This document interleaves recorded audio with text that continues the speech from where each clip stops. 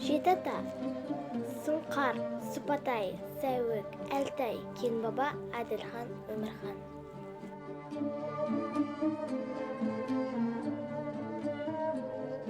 Менің 7 аталарым: Қарымбай, Бегетай, Дыби, Бәшен, Болсамбек, Әбдірахман, Мұқағали.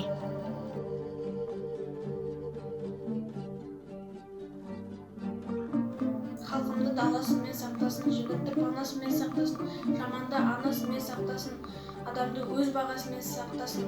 Елдігіміз нығайып өсіп өнейік, бір Алла бізді